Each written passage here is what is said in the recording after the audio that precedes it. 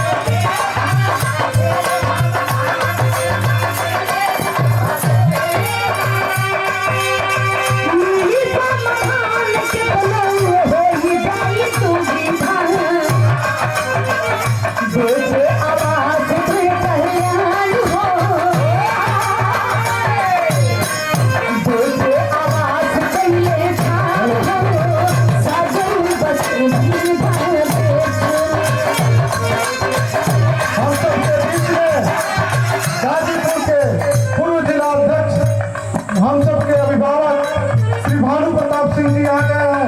मैं आपका भारतीय जनता युवा मोर्चा गाजीपुर की तरफ से हार्दिक स्वागत अभिनंदन वंदन करता हूँ। हमारे बीच में